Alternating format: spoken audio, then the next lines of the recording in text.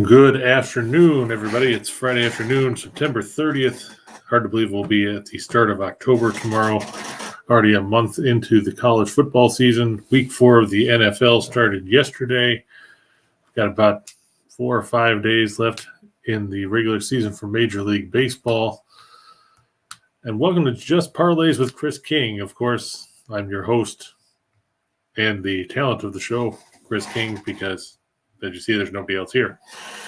Got a lot to talk about today as we head into the weekend for week 5 of the college football schedule. Like I said, week 4 of the NFL. Also, we're getting late in the season in the Canadian Football League for those of you who are interested in seeing how things pan out with the Grey Cup as the Winnipeg Blue Bombers try to win that for the 3rd consecutive season. Got a lot of stuff to unpack with what happened yesterday, with the injury reports for this weekend, and a couple of NBA notes too. The Celtics have signed Blake Griffin to a 1-year contract. Not sure what they're expecting to get out of a guy who's done pretty much nothing the last couple of seasons. But, I guess if they're gonna try to replace Danilo Gallinari with him, I guess that's something. I'm still not sure how much he's going to contribute. He only averaged 6.5 points and a little over 4 rebounds last year for the Nets. We'll see how that pans out. But interesting move by Boston there to try and bring in a proven talent. Yep, Andrew, you talked about Hayden Hurst yesterday. That's why you should never dump a guy in fantasy, because they always come back to burn you. It always happens. But we'll talk about that in just a second. Before we get too involved in the show, we'll go ahead and get the good old housekeeping stuff out of the way. Our sponsor is Caesar Sportsbook. As always, they have a great deal for first-time users. Get up to $1,250 in free bet insurance. That means if you place your first bet up to $1,250 and it loses, Caesars will issue you a credit matching whatever your initial outlay was. If you win your next bet, good for you. If you lose, well, at least you didn't lose any more money. Of course, we always say to check your state's age limits, because depending on where you are, it could be 18, could be 21. We always, Steen always likes to say in Wyoming and New Hampshire, the age limit is 6. And as we always say, bet responsibly. Now, if you haven't been tuned in to the show, or if you just like to get as many different options as possible, my best premium bets are available in the show box. You can click the link in the show box below. In the last 7 days, on individual game picks, 21-6. So been on a bit of a roll there. Had a couple 4-teamers pan out on the parlay side yesterday, so it was a good day there as well. You can also get picks from guys like Scott Steen and Dave Delano and all those guys as well. Also, check out Picks and Parlays in the Winners website and YouTube channels for free picks every day. Of course, Reichel does his free picks on there every day, so good way to keep up with him. And speaking of Reichel, he and Steen will be up after me shortly after 3 p.m. Eastern time to do their college football show, so stay tuned for that as well. And, of course, finally, we'll just cap it out by saying be sure that you hit the like button, subscribe, and hit the bell, so that way you'll never miss the show. Though if you've been around for more than 2 episodes, you know that we're on at 2 Eastern, Monday to Friday. So, but we're not above asking for likes and things like that. So the more people that watch, or the more people you tell to watch, the better off we'll be. And then maybe we'll get somebody else in here so I don't have to talk for the entire hour at a time. So where should we start with today? Should we talk about the Thursday night game? Should we talk about Major League Baseball? How do you guys want to kick things off here? There's a lot of stuff to recap. In case you guys are fantasy players like Andrew was when he dropped Hurst and picked up David Njoku, Amon-Ra St. Brown is not expected, has been ruled out for the Lions this weekend. against the Seahawks. DeAndre Swift is considered unlikely to play as well. Neither guy has practiced all week. So the Lions will be minus potentially two of their top playmakers. Other news to look out for, Christian McCaffrey is questionable for this week.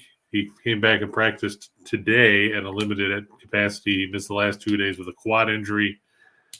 Nobody's sure if he's going to play on Sunday against the Cardinals.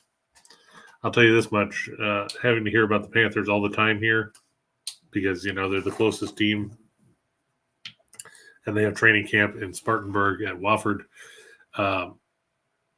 If McCaffrey doesn't play, the Panthers might as well just pack it up because they are absolutely abysmal offensively. I don't care if it's Baker Mayfield or Sam Darnold or anybody else. Elsewhere on the injury front, Chris Godwin didn't practice yesterday with his hamstring injury for Tampa Bay. Julio Jones and Russell Gage were both limited. If you're Tampa Bay, you need to get as many receivers on the field as possible because you play the Chiefs this week. And an offensive performance like we saw Sunday against Green Bay isn't going to get it done. For the Raiders, Hunter Renfro still not practicing after being in the concussion protocol. He missed last week's game. Not sure if he's going to play this week. Based on the fact that he hasn't practiced yet, I'm going to guess that he's probably going to miss this contest as well. So could be another big week for Mac Hollins. Because, when you think about the Raiders, who cares about Devontae Adams? We got Mac Hollins. We'll just throw the ball to him. So that'll be interesting to see how things pan out. And look, there's Scott Reichel right now. Apparently he wants to stop in and say something. So let's see what he's got to say. Hey, Scott, good to see you. Looks like you got a haircut. I did. I actually just finished the Morning Wood show. I asked Steen if he wanted to record college early. He didn't answer me, but I'm already dressed, so I figured, why not? I'll crash your show. Hey, why not? Good to have you. We were just talking about some of the injuries around the NFL for this week. I'm sure you've heard Amon-Ra St. Brown won't play for the Lions this week. DeAndre Swift probably not likely to play either. Has that changed your outlook for the Lions and the Seahawks at all? The Amon-Ra St. Brown injury does. I don't know if the Swift injury really means anything to me because I think Jamal Williams is actually just really good. I think Swift is better because he gives you a little bit more just game-breaking speed for an element. But, Williams is a decent receiver. He's not like a bad running back. I think he's going to fare pretty well here. Seattle gave up 130-something yards to Cordarrelle last week. So I don't think that injury really matters much. The Amon-Ra one does because he's a really, really good receiver. And you try to do the trickle-down theory of, who else do they have to throw the ball to? And who else do they have to throw the ball to? What do you got, Reynolds? You got Reynolds out there going to be hoping to go for a big game? You got DJ Chark. Sure. Chark's been okay this season. But the point is, there's a massive drop-off between wide receiver 1 and wide receiver 2 on that team since Williams is still out indefinitely after the surgery during the offseason. But I don't think the drop-off from Swift to Williams, the other one, is really that noticeable. Do you? Because I think Jamal did a very good job last week. He had 2 touchdowns. I think he's a pretty good running back. Yeah, he gives you the power that Swift might not necessarily give you as well. He can get you some of those tough yards, though he did get stuffed on that 4th and 1 that gave Minnesota the ball back late. But, he's a good goal line back. He's got some versatility. He can catch the ball as well. Like you say, he doesn't have the speed necessarily that Swift does, but, he can grind out yards. And like you said, Seattle didn't look good against Patterson last week, so could be a rough going for the Seahawks defense against the ground game again this week. We haven't unpacked this yet, Scott, but I was getting ready to talk about Thursday night football. The game or the one incident? Where do you want to start? Well, I was going to start with the one incident because I talked about this on Monday after the game Sunday. When you see Tua Tagovailoa staggering around like he just got punched in the face by Mike Tyson in his prime, and then you try to chalk it up as a back injury, and then you saw what happened last night when he got sacked by Tupou, and it's basically what people call secondary impact syndrome, where, you suffer what's probably 2 concussions in a short period of time. What do you make of this situation? It's definitely a serious problem and deserves an investigation, because I don't really know how Tua either A, didn't have a concussion on Sunday, or B, how he was able to play on a short week on Thursday. Now, of course, some things happen. Tua looked fine before the incident, but the point is, even though it's a sport, and even though we enjoy watching it, player safety is the most important aspect of it. And if you want to use new helmets for practice to try to reduce concussions, if you want to eliminate kickoff stuff in order to limit the amount of potential head-to-head collisions, but then you throw players who are susceptible to serious long-term brain injuries back on the field in less than a week, then you got to take a stance. Either you care about player safety or you don't. And I think that since the NFL basically has to take the player safety angle, besides all the lawsuits from all the former players that they've had to pay out over the years, I think the Dolphins will have to pay a serious fine. I think they might lose a draft pick or two. But I think in reality, you're talking about the league as a whole has tried to paint a new image for themselves. It is a little bit of bullshit, but still, that they are pro-player safety. They really aren't. They just don't want to get sued more. But that's the point. That's what they're supposed to say. And then one team kind of goes rogue and goes against everything that you're trying to supposedly stand for moving forward. You got to make an example of somebody, and that's going to be Miami. So if you want my prediction, I don't think anyone's going to get really suspended. Maybe the medical staff, somebody will get fired. I don't think their head coach is going to get fired or anything like that. Nothing that absurd. But I do think they'll get fined probably close to $1 million, and they'll probably lose a draft pick or two. You? Well, let me follow up by asking you this. Do you think that Tua Tagovailoa had a concussion Sunday? Yeah, he couldn't move. I mean, if it was UFC, Joe Rogan would have said that he was hurt. Like, I've seen enough UFC fights to know. You said boxing. I've seen enough UFC fights to know when somebody's rocked. And I can tell you Tua was rocked. So, yes, I don't exactly buy that narrative. But the only thing I do know is that he looked fine early on.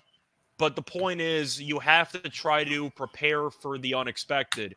And the amount of just overall, I'm trying to think, damage that you could do to somebody's brain with 2 concussions in the span of basically 5 days is really just unacceptable, especially in 2020, when you try to portray the advances in modern science and the NFL tries to paint the picture that they've learned and their pro-player safety. You can't have random coaching staffs and medical staffs really just brushing off concussion news to get their quarterback killed 5 days later. You can't do that. Now, McDaniel came out after the game Sunday and said that, he was dealing with a back. He hyperextended his back. Now, all of a sudden, he's in the concussion protocol. Where do we lay the blame at? Do you lay it on the medical staff? Because he cleared that concussion protocol awful quick Sunday. You're looking at the fact that he went in, just before the 2-minute warning, and then he was back for the first drive of the second half. Most of the time, I remember when Lamar Jackson suffered a concussion in the wild card game a couple years ago, he went in and you didn't see him for the rest of the day. Where do we put the blame? Do we put it on the coaching staff? Do you put it on the medical staff? Do you put it on the league itself? I mean, we talked about the other day. Well, first of all, I can't put it on the league itself, because what's the league supposed to do? You're in the middle of a game, and if the medical staff allegedly cleared him, the NFL can't evaluate that. I mean, that really comes down to the actual individual staffs. The coaching staff's at fault because, of course, you had the option to override whatever the hell the medical staff said and said, you know what, we're not going to play you. Most of it's on the medical staff. Because if the medical staff takes away your helmet and says you can play, it doesn't matter if the coach wants you to play or not. You're not going to play. So if you want the actual blame, I'll give it 70-30. Because I do think the coach could have easily have decided at the end, don't play him. And I'm sure the coach might have said something, kind of like a varsity blues situation. Is he fine? Just give him some medicine and we'll figure it out afterward, kind of thing. But I'm blaming mostly on the medical staff, because they were the first ones who could have stopped it, and they had the most amount of power in my eyes to stop it, and they chose not to. And then, unfortunately, Tua got rocked. and that's kind of how it goes. Can he play? He's in a coma. You didn't hear my question. Can he play? Coach said it's normal to bleed through the years. But yeah, James said, I hope that fine is super hefty because, like you said, football's fun to watch, but people's lives are more important. And JC Stone I said $1 million. I think that's a pretty nice round figure to do to set an example, don't you think? Could be more, but one's at least the starting price. And JC Stone says that Tua's career is probably toast because he's had too many previous injuries prior to this one. I mean, you think about the hip issue he had at Alabama. Now, what we think is two concussions in such a short span. I mean, not to loop it back to professional wrestling, but, that's where all this stuff with talking about TBI and things like that came from, was after the whole Chris Benoit incident of flying off the top rope and hit people with flying headbutts. And they said at the point when he died, or when he killed himself, that, his brain looked like a guy that was 80 years old that had Alzheimer's. With 2 concussions in such a short period of time, you really have to think about, the future for Tagovailoa, because of the fact that, like you said, we don't necessarily know how much damage you can do with those kind of impacts in such a short period of time.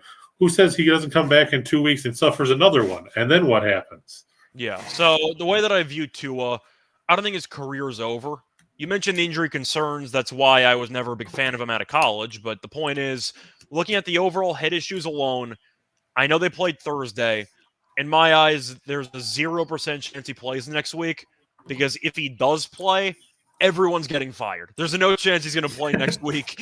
But 2 weeks from now, maybe. He got released from the hospital, so he didn't have to stay overnight. Now, I'm not saying that he's in football shape, but the point is they didn't keep him, which is a good sign. It means he's not in a coma. But I do think if you want to look at his overall career outlook, it's really going to be tough to evaluate, because there's always the risk-reward factor, and you don't know when he might suffer that 3rd concussion, and you don't want to find out. So I think Miami will play him whenever they feel it's okay, or whenever the league feels it's okay for him to return, because the league might just oversee all their decision-making from this point forward regarding his head issues. For next week, though, he's not going to play. If he plays, the medical staff will actually be fired. I think there's a 0% chance Tua plays next week. 2 weeks from now, we can have a discussion. Now, what do you think is going to come out of the NFLPA's investigation into how quickly he cleared the protocol? It depends. Do you expect them to actually throw a team under the bus, or do you think it's a little bit of, we recognize some fault, nothing too egregious, here's your fine, get the hell out of here? Because I'm leaning to option B. I mean, you'd like to think that, for all the talk that we've had about player safety over the last, decade or whatever, that they would be a little more forceful about it, especially after seeing the way that what happened yesterday. I'm just being realistic. Right. I get you're being realistic. I'm saying that, you would think that the league would be, or the Players Association would be a little more involved, because you think about it, who's to say it wouldn't be one of those guys the next time? They all defend each other. I mean, we know that the NFL and the commissioner are really designed to protect the interests of the owner. And the last thing that you really want to do is to throw an entire organization under the bus, at least for what the NFL has done in the past. Now, I don't personally mind it if you think that it was egregious the way they violated the concussion protocol and how quickly they got Tua back out there for a game against Buffalo. But in reality, we know that Dan Snyder is still an owner. He probably shouldn't be. They've brushed a lot of things, under the rug over the years. I think you'll probably hear the classic answer that we hear from NBA referees after the game. They made a couple of mistakes. Here you go. And on to week 4. Like, I don't really see anything changing here. I think they're going to say something saying they could have done a better job, but they're not going to immediately say, this is disgraceful, we have to whatever. I think they'll meet in the middle, and they'll give the Dolphins some type of monetary punishment and maybe take a draft pick away. But it's mostly going to be somewhat deflecting. They made a couple of mistakes. We accounted them for it. That's it. And I think they're going to move on. That's how I'm looking at it. Does this impede Miami's playoff chances? Can we stop talking about how Miami's the greatest thing since sliced bread now? See, the thing is, even when they lost to Miami, Buffalo outplayed Miami the entire game. I mean, they ran 40 and something, 50 more plays, 55 more plays in that game? Yeah, it was 90-39. Miami became one of the only teams since like 1960 to actually win a game while running less than 40 plays of offense, which is almost impossible. But still, Miami, I think, is still a decent team. I thought they'd be a potential wild card team. Buffalo's going to win the division. I think they're the best team by far.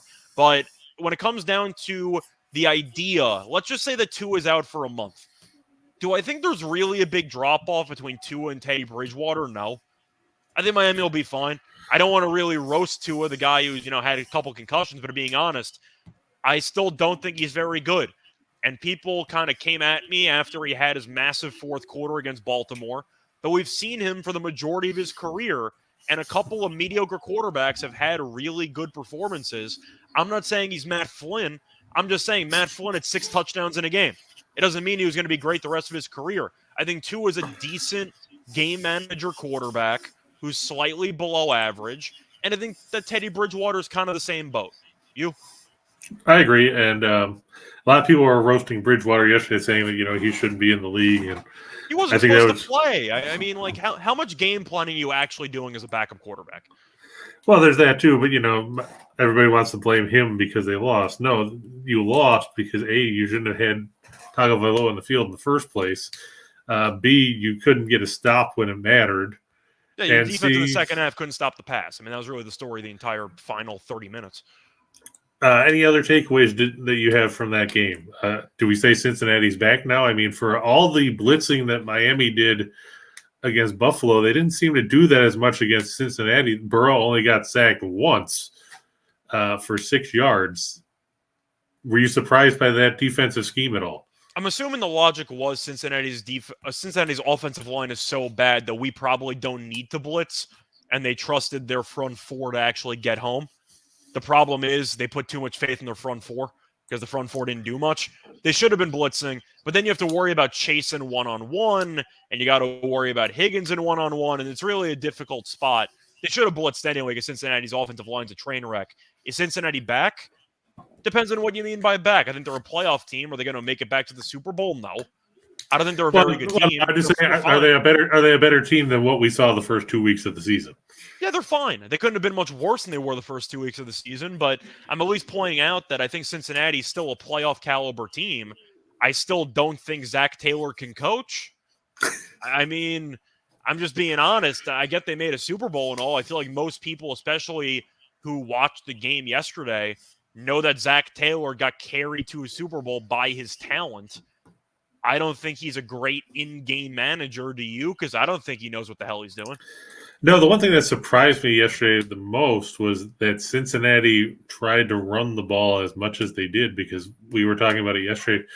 Cincinnati runs the ball in volume. They don't run it very successfully. Allen at 400 yards. Throw the damn ball. This isn't complicated. Right, and yesterday they ran the ball 30 times for 67 yards. They were fortunate that, Miami was incompetent in stopping the pass. They got burned on that touchdown pass to Higgins. They turned it over a couple times. I was surprised that Jalen Waddle wasn't really part of the offense. I mean, he was targeted 5 times, caught 2 passes for 39 yards. But you targeted Trent Sherfield more than you targeted Waddle. What's up with that? And Waddle also had all 39 yards with, I don't even know, 9 minutes left in the second quarter. He didn't have any yards for the final 30-plus minutes. He had no catches in the second half. Yeah, he was a non-factor. I guess you can make the counterpoint of, well, if Tyreek's going to go for 160, why would I throw the ball to Waddle anyway? But still, I don't know what to really take away from Miami because you lost your starting quarterback. You had to scramble at the last minute to try to hope a backup quarterback mid-game could win you something. But I like Cincinnati in the game yesterday anyway. I thought Miami's secondary was too banged up. I thought Cincinnati would do a better job of exploiting it. Now, Burrow ended up with 287 for yards anyway. I thought he'd finish somewhere in the 300s. I don't know why they took so long to try to actually start airing it out, but I'm not exactly surprised by how it unfolded because Miami got thrown a massive monkey wrench in their plans midway through the game. So I'm not surprised, but Cincinnati was the healthier team. They looked like it. Are they a good team? Kinda. Are they a great team? Absolutely not. That's really my takeaway for Cincinnati. That's fair. What about college yesterday? Did you watch any of the 2 exciting college games there were? I did. I bet on. I live bet South Carolina first quarter, -6.5, and it was 6. Then they ran the random Chip Kelly spread out 2-point conversion play with like 3 people in the center of the field and everyone else at the bottom of the screen. They snapped it to a defensive end, and he ended up scoring. So they led 8-0 after a quarter. I won that. I won because South Carolina was a 40.5-point favorite in the game, right? They won by 40. I got them at 30. I got them at 37.5. So they closed at 40.5. But either way, it's 4th and 4. South Carolina State getting 40.5. The score is 8-0. They punted on 4th and 4 in the first quarter at South Carolina's 37-yard line. And Good at that stuff. point, I just immediately thought the coach would be fired. That was my takeaway. My takeaway was I just saw somebody punt like it's 2000. 4th and 4 at the 37, your team is getting 40.5, and you punt in the first quarter. That was one of the most shocking things I've seen in a while. The other takeaway, BYU is not very good. Yeah, I was disappointed with BYU's performance. I thought they were going to blow Utah State out of the water, especially without Logan Bonner. I actually like the points. I didn't have any thoughts on it, but it's a rivalry game in state. I was kind of blindly leading to Utah State. I didn't bet it. You'd have to be a lunatic to bet that game. But BYU, I've watched. They didn't look great against Wyoming. I've seen them on occasion. They're a good team, not a great team. Utah State's not good. What do you think of Flutie Jr., though? I thought he wasn't that bad. No, he wasn't. You got to give him credit. But, yeah, I agree. Utah State, not good. That quarterback had to have been like 5'7". Yeah, what's his name? Legis or something like that? Legis. Like, he was not getting on half the amusement park rides. It was not going to work out for him there, but he could run a little bit. He had no arm strength, but he tried. You know, he did the best he could on a whatever, but Utah State battled. It didn't help that BYU basically had no first downs for like a 7-minute period in the first half. They had a touchdown in 3 plays, a pick 6, and I don't think they had another first down for like the next 8 minutes. I don't know what happened there, but the offense wasn't great until the second half. BYU just was undisciplined. The play calling was questionable. They really didn't do a lot well, and I think they're a good but not great team that'll probably get upset at some point because they're extremely sloppy.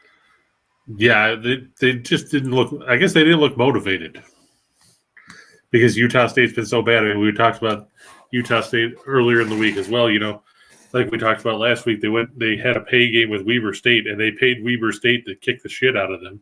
Yeah, they won by 28. Yeah, and then they lost to UNLV, who hadn't beaten them since 2008. Also, a breaking note there, UCF's game with SMU, they had moved it to Sunday. Now they've moved it to Wednesday. So I'm so happy we got middle of the week college football. We'll have Wednesday football next week.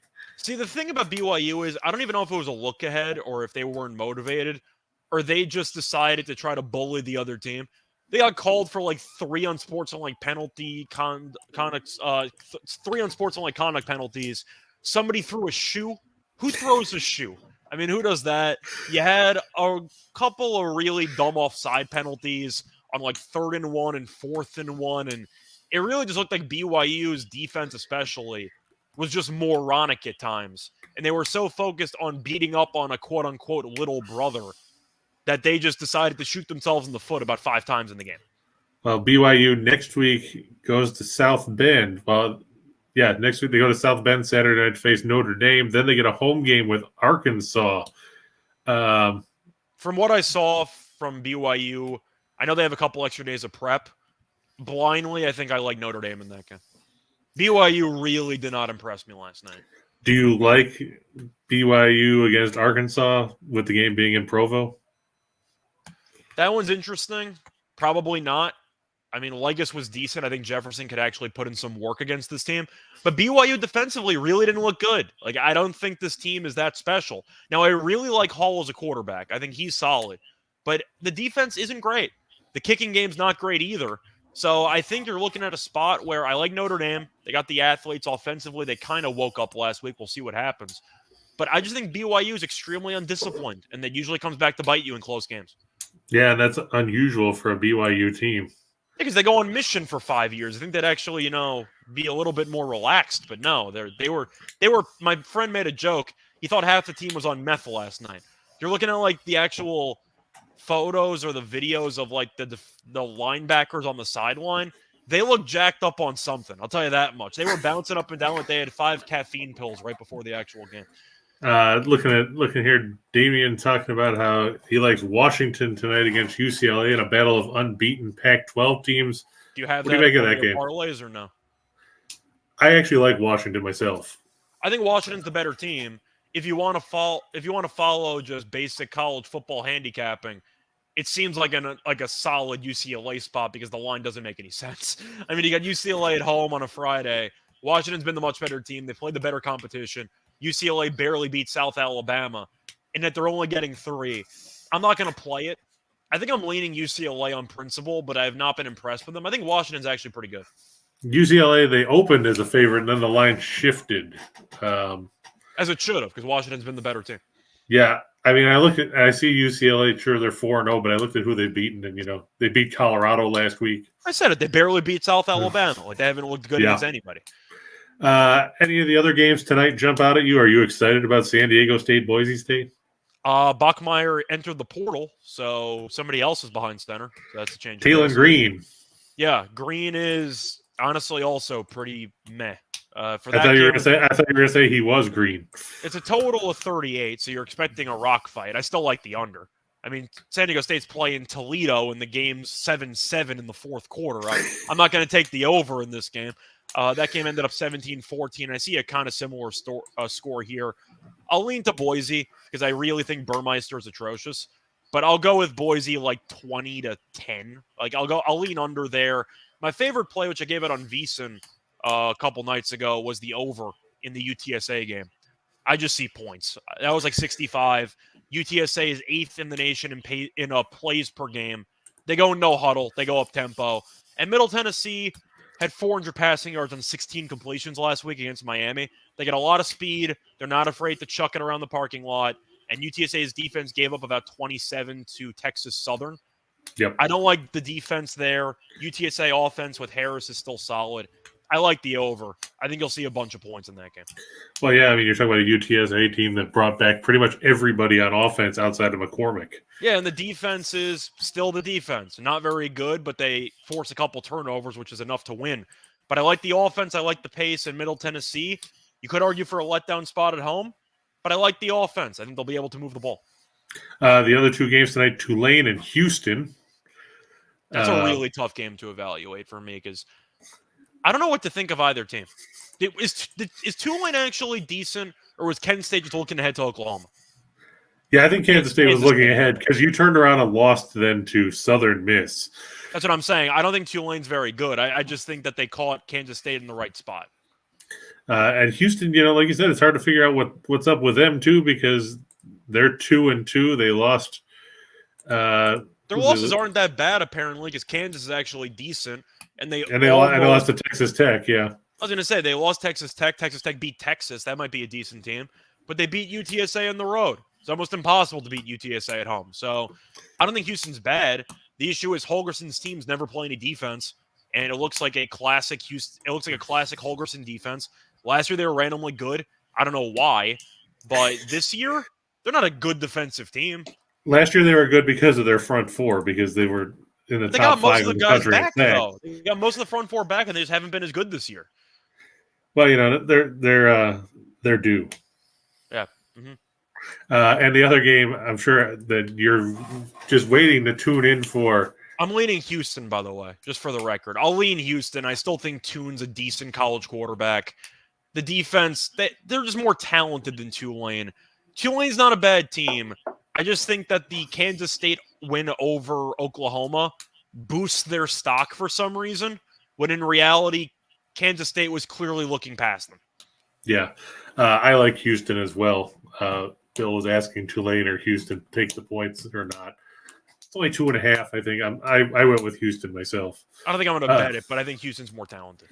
And the final game on the slate today, New Mexico going to face UNLV, the suddenly resurgent Rebels who are trying to be relevant for the first time this century. They've won 3 of their first 4 games, and their lone loss was a 6-point loss to a surprising Cal team. Do you have any faith in New Mexico going on the road? They can't move the ball. But They got 2 wins. I was going to say, they got 2 wins. Might be a program record. But I think I'm leaning UNLV. There's no way I am going to play this game. I'll tell you right now. I'm not spending my money on this. I think UNLV is not horrible. But it's mostly the fact that UNLV's offense is actually decent.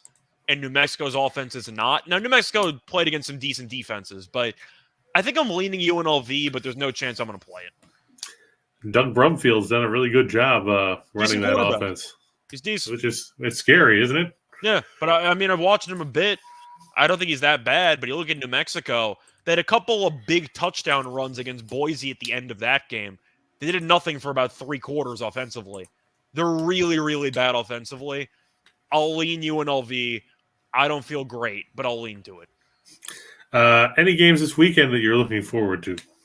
For college, I'm saving that for the college football show in about half an hour, so shameless plug there. So I already plugged it before you came on. I'm going to go on the record, though. Knock on wood, I've won 6 straight for the college football show, back-to-back sweeps. I really did not like the card that much. It did not help that about 10 games got moved to Thursday, Friday, so I had a pretty limited schedule to actually work with. But I wasn't a huge fan of the card. I do want to ask you about one game in particular. I'm going to have a play on it for the video, but it's a specific play. What are your thoughts on Michigan, Iowa? The scary thought that game's fascinating. Yeah, the scary thing is I saw something about how Michigan beat Maryland a couple of years ago and then went to Iowa as a favorite and lost. That was in the back end of the year. They would probably have made the playoff that year. Yeah. I'm still not convinced that Iowa can move the ball. Oh, they can't. The question is, can Michigan do it enough on the road? Because they haven't played a road game yet. True, but can Iowa stop Corum? Because Corum has just run people over. He ran through Maryland last week. I don't like the fact that the line is, 10.5? It was 11. I think money's come in on Iowa. It was 11.5. Now it's down to mostly 11 or 10.5. I mean, I'm not thrilled about that. I think Michigan. I think I'm holding my nose and taking Iowa. But yeah, it's going to be tough. I mean, if it's in Kinnick, Michigan hasn't played a road game. They didn't look great against Maryland, but Michigan's numbers are all inflated because they played Colorado State, who got buried and gave up 40+ to Sacramento State. They lost to Hawaii, who lost by a bunch of points to New Mexico State, and they also ended up beating UConn, and UConn sucks. So their numbers are averaging 50 points per game. It doesn't mean anything. They played Maryland. Is Maryland a good defensive team? Not really. They didn't look great. I think Michigan's overvalued. I think if you want to talk about taking a decent spot, I don't mind Iowa. Petrus sucks. I hate that offense with a passion. But getting 11 in Kinnick with a team that hasn't played a road game yet, I think is actually a decent line. Based historically, you're taking Iowa in the points. Yeah, historically you would have to. And the alma mater note, what do you think of Wisconsin at Camp Randall against Illinois? Wisconsin's dominated Illinois for the last couple of years, but I actually like this Illinois team. I'm taking Illinois plus the points. I think that I like this number a lot more at 10 or 9. Now it's at 7. Do I want any faith in Wisconsin to win by 2 possessions, basically, and a total of 43? No. I think Illinois' defense is actually decent. Brown's a good running back, and DeVito's better than Graham Mertz.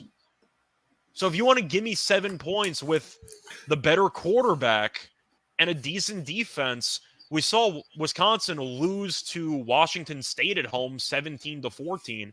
I see a hideous rock fight. I'll take Illinois. I think 7's too many points. You?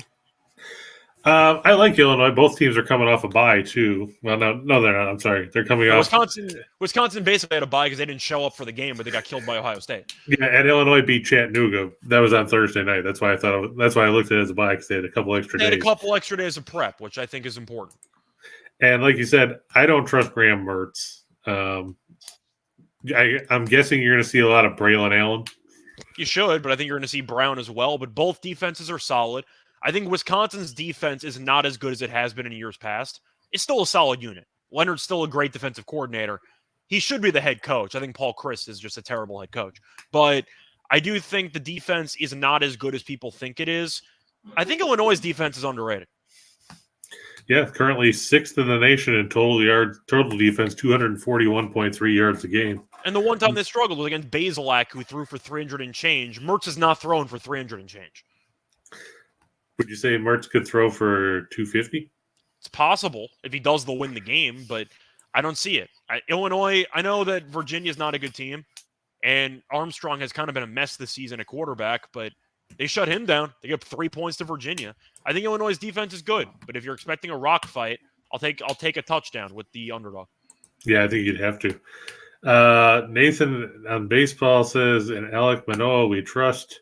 And then he said Logan Gilbert and Tyler Alexander. The Tigers facing the Twins. Tigers have suddenly decided that, they can actually play baseball, which is weird. Can you believe Baez had 2 hits last night? He hasn't had 2 hits in a game in 3 years. I know. I think he thought it was Little League night. Yeah. DE Mortal Dead Bodies real quick asked, do we like the over in the Houston-Tulane game? I have no thoughts on the total for me. Truth is, I know Houston offensively is decent. If I'm being completely honest, I have not watched enough of Tulane to give you a fully informed opinion. They're one of the teams that I just haven't really had the time to watch, so I have to plead the fifth on that one. It's weird that the line is suddenly moving because it was 2.5. Now Houston going off at -4 or 4.5 in the last 15 or 20 minutes.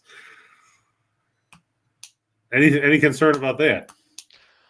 Concern, I don't know if that's the right word, but it's definitely interesting. You have any thoughts on that?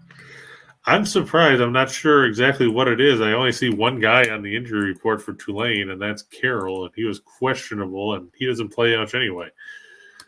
He's had 3 carries for 3 yards the whole year, so who cares? Also, just to keep in mind, by the way, for college football, another reason why I found the card difficult, I know the hurricane might have changed a little bit of trajectory, and some games got moved. I had to keep in mind the weather in a decent amount of these games. I know the weather in Clemson's supposed to be atrocious, which is why the total was that low.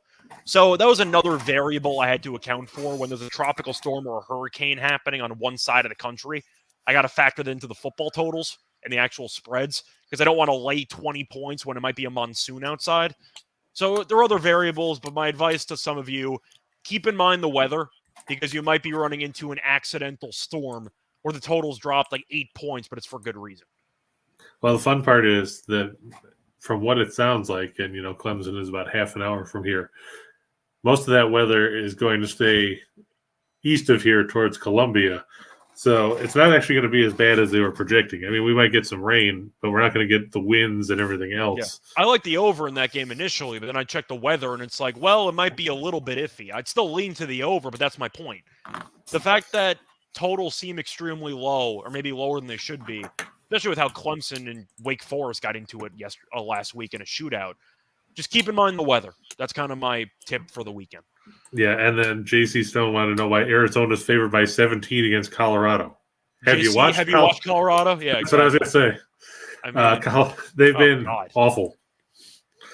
They started Luke McCown, or is it Josh McCown's kid? One of the McCown's kids is starting a quarterback now for Colorado. I mean, Arizona gave up, 40-something to Cal? I mean, that's impressive in its own right to do that. But still, Colorado is so bad. I mean, they have to be a bottom 10 FBS program right now. Yeah, you look at Colorado, they've lost by 25 to TCU. They lost by 31 to Air Force. They lost by 42 to Minnesota. And they lost by 28 last week to UCLA. My Minnesota call to win the division, by the way. The Big Ten West was like 7-1. Looks pretty good right now. Yeah, do you like them against Purdue? I like them. I don't know if I like laying 12. Yeah, 12 was a bit crazy, but is O'Connell even playing? I haven't heard any updates on him yet. I didn't think the backup was that bad, but it was a game against Florida Atlantic, which is concerning. But I really like Minnesota as a team. I mean, they were my pick to win the Big 12 West. I mean, I gave that out a couple months ago at 7-1, but I think they're really good.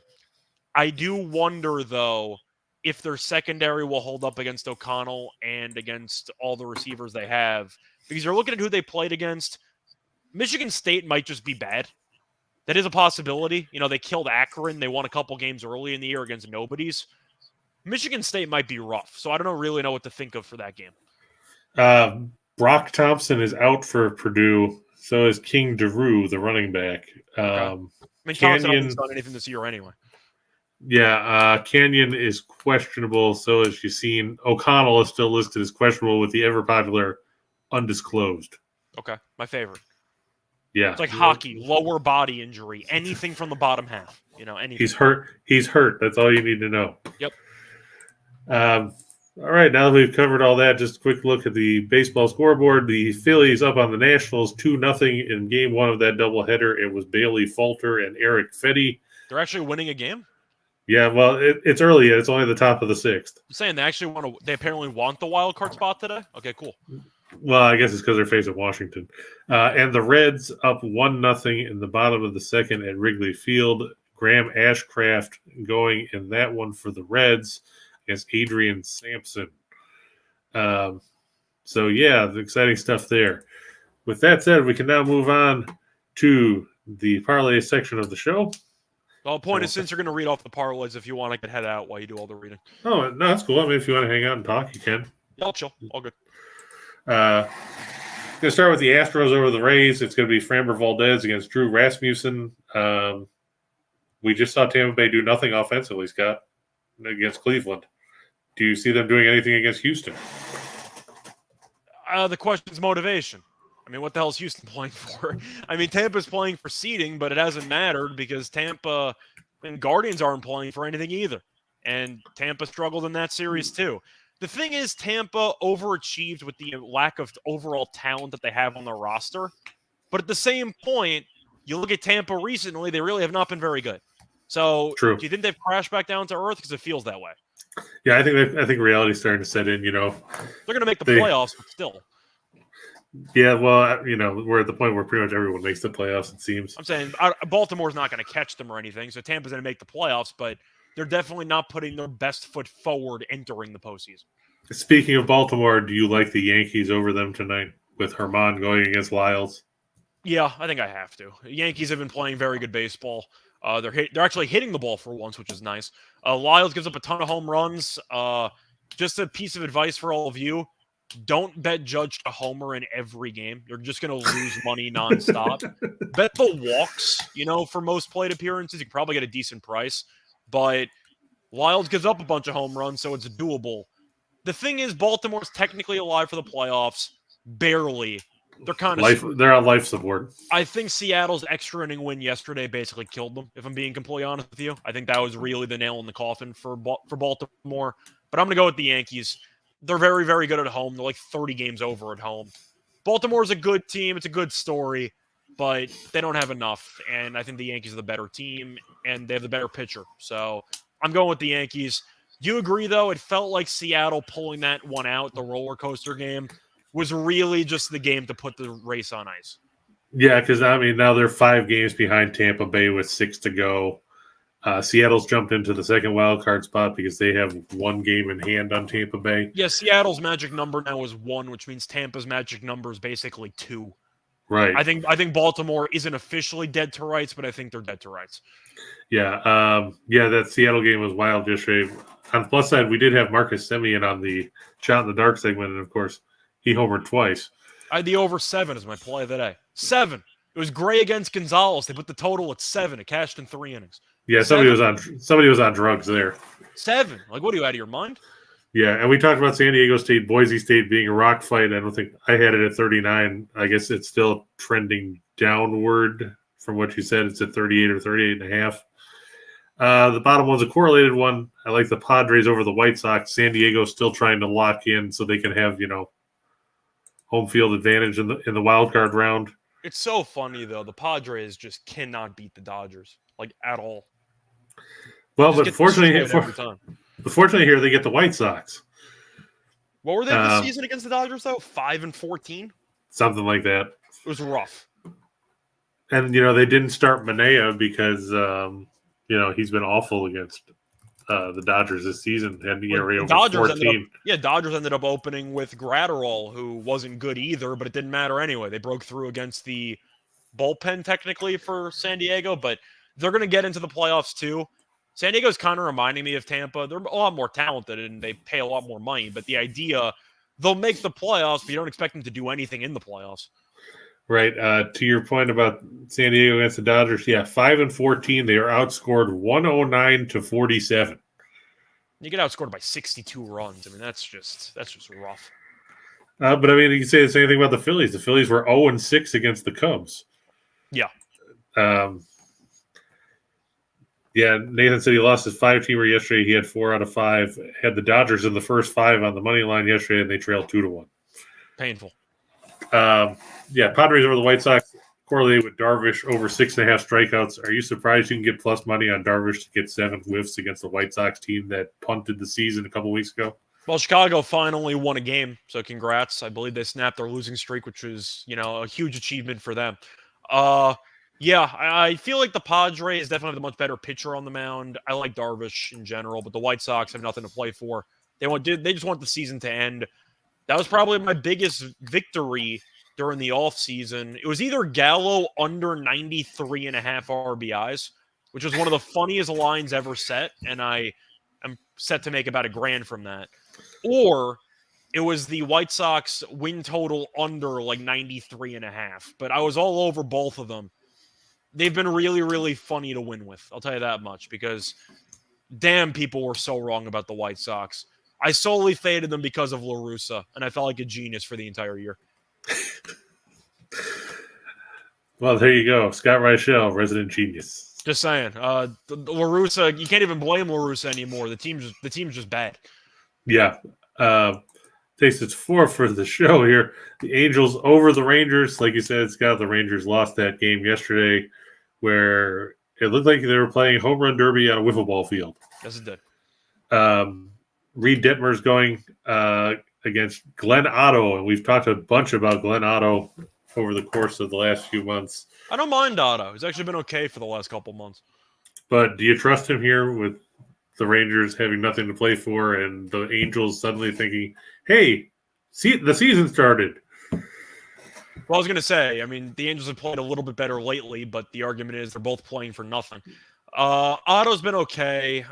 It's really tricky how to evaluate, because it's weird that you get demoted and have a no-hitter in the same season.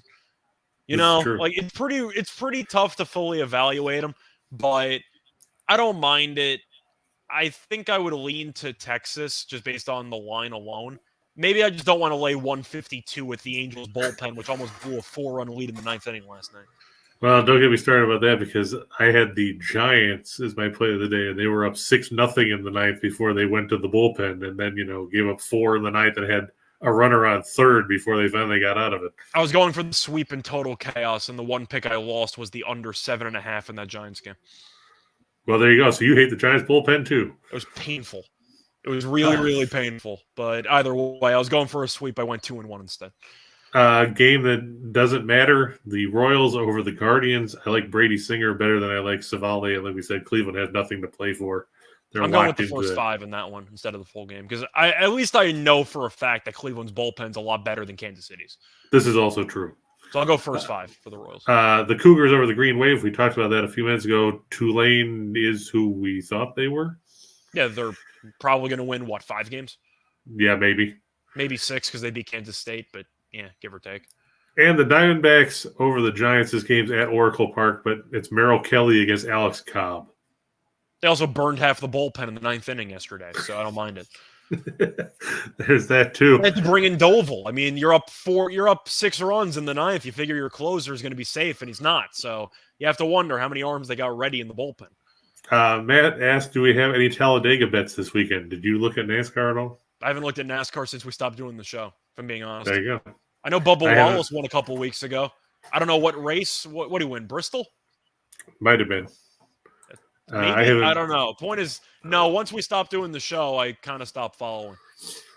Yeah, I mean, with so much other stuff going on, it's tough to juggle everything and keep up with everything that's going on. If you want NASCAR picks, just ask Rye on Twitter or something. I'm sure he has something planned. Yeah, Bubba Wallace won at Kansas. Damn it. Okay, so Busher won at Bristol, and then Tyler Reddick won at Fort Worth. I didn't even know that Busher won a race, so that's how far back I am. Well, that was just 2 weeks ago. Didn't know that. Good for him. I'm happy for him. And then last week they apparently had 91 laps of caution at I knew Fort Worth. Harvick won back-to-back races, and after that, boom, I checked out. I just checked out. That's the last thing I know. You checked out, and then Larson won at Watkins Glen. You probably would have picked him blindly because I didn't even know that he won at Watkins Glen. I wasn't joking. The last thing I know is that Harvick won back-to-back races. That was it. Yeah, and then Watkins Glen was right after that. Okay. So now we'll go to the shot in the dark. We wrote Semyon yesterday. I'm not going to change it today after he just homered twice. Yeah. Trey Turner. Anything you want to say about Trey Turner? Solid player. Fast. So any hit into any gap, it might be a triple, let alone a double. Bo Bichette's been on a roll for the Blue Jays, and they're facing who's it? Pivetta going for Boston tonight. Yeah, and Pivetta is a train wreck.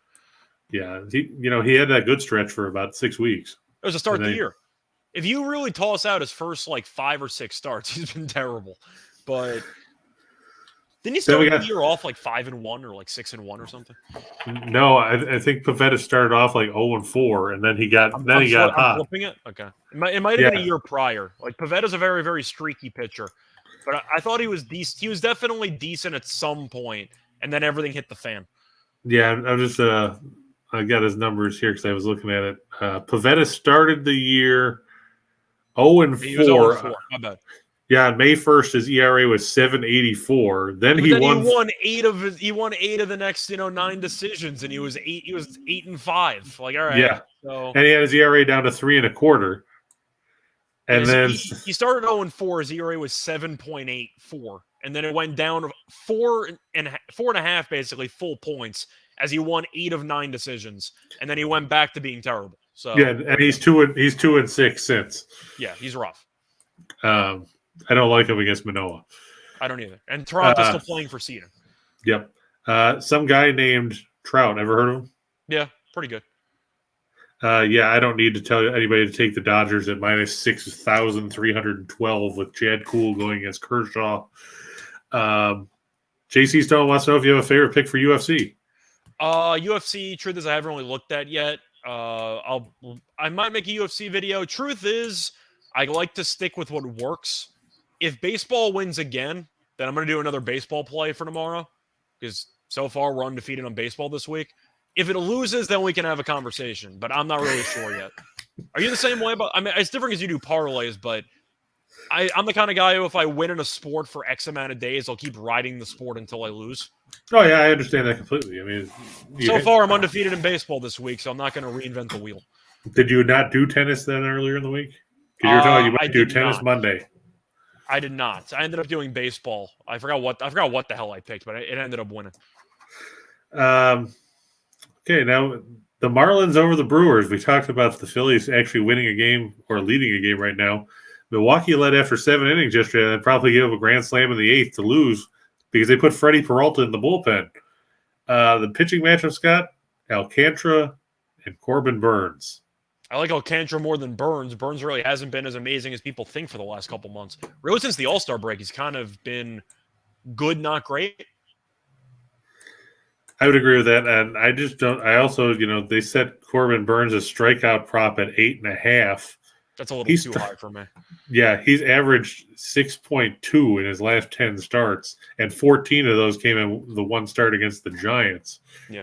So if you want to play the under on that, that's a safe bet as well. I just don't trust Milwaukee. I don't either. And Alcantara can go for a complete game. Yeah, it would be a 6th. Speaking of now the strikeouts, I started listing alternative strikeout props in there too. I created a monster. I just inspired you to add even more picks to your parlays. Sure, why not? Fried over 5.5 is at plus 115. Over 6.5 is plus 200. Which way would you lean since he's facing the Mets? I'd probably just go 5.5. Alcantara facing the Brewers over 6.5 is minus 108. Over 7.5 plus 190. I think I'm just going to take the outs recorded for the Alcantara bet today. I think I'll probably go 7 and change, 8 and change.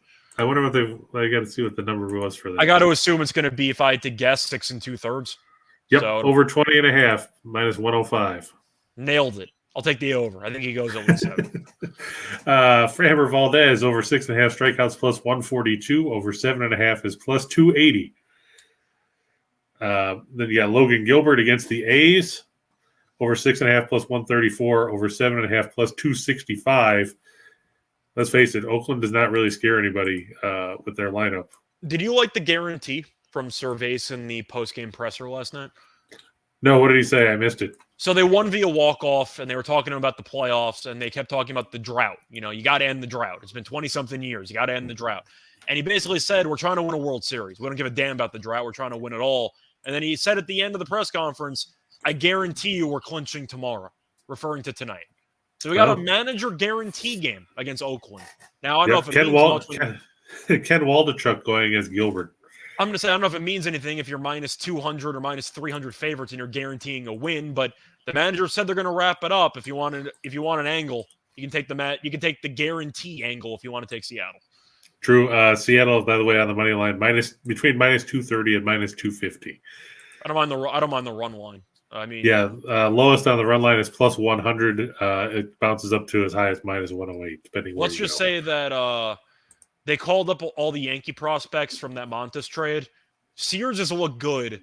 Waldenchuk, AAA. You know, he's 1-2, but his ERA is terrible. Wait, what's his ERA? Like 7 and change, 8 and change. Yeah, 7.15. Just saying, he probably needs a bit more seasoning in AAA. Yeah, I would agree with that. They've got his outs recorded prop over 14.5 at minus 189. So they think he's going to go at least 5. Okay, that's a step in the right direction. And then finally, Clayton Kershaw over 6.5 strikeouts plus 114, over 7.5 plus 230. Yeah, the Rockies swing at everything. Yeah. So on the money lines, $100 will get you 305, 347, 22. If you took the Marlins on the run line, which is a ridiculous price. But hey, we talked about taking the Nationals the other day in this spot, and we talked about the Marlins yesterday, and those panned out just under $450,000. And if you just played the 5K props, the alternatives, $39,720.77 on $100. Scott, you want to plug yourself real quick before we get out of here? Sure. So I crashed this show, but I'm Scott Reichel. I told you you can stop by anytime. Yeah, I know. Still, I didn't tell you, so that's considered crashing. Either way, I still do the free YouTube picks every night.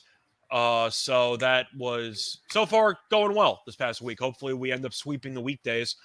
So you can find me with the free picks on Winners and Winers YouTube page every night, usually uploaded at 4 a.m. bright and early. But besides that, still doing the college football show with Steen in about 15 minutes, which should be fun. Besides that, still doing Total Chaos once a week with Allie, still guest appearing on the Morning Wood Show on Friday. And that's really it, doing a lot of podcasts on, another publication, sharing that on my Twitter. So follow me there. But nice to stop by. Good to have you. Gio says real quick, is he sick in the head for parlaying the Mets and Braves over 5.5 and the Brewers and Marlins over 4.5? The Braves one I don't mind because the wind's blowing out. The Brewers-Marlins ones, it's not going to be easy, I'll tell you that much. You're in for a spot where you probably should potentially cash both, but you're going to be miserable trying to watch the games for about 3.5 hours. So I don't really know why you just don't watch them.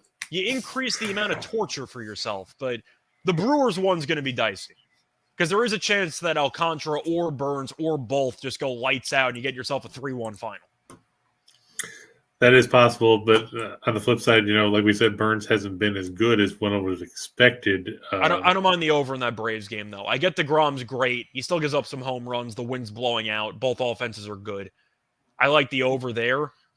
I don't like the Brewers or the Marlins offensively, and I like both pitchers. So are you sick? You're only sick if it loses. If it wins, you're a genius. So you have to that's true. Back after. That's a good point, and you're only just because people tell you that you're sick doesn't mean you necessarily are. You don't have to believe what everybody tells you. It is true. But we're glad everybody was here. Scott, thanks for stopping by. Always good to see you. Yep, thanks for having me. And we will be back on Monday with another exciting show recapping what happened in the weekend of college football, the NFL, Major League Baseball, the CFL, miniature golf, tiddlywinks, backgammon, Parcheesi, and the world of three-dimensional chess. Talladega. And Talladega. Basically, if it's out there, odds are we've bet on it. For Just Parlays, I'm Chris King. We will see you on Monday. Take care, everybody. Have a safe weekend wherever you are. See you later.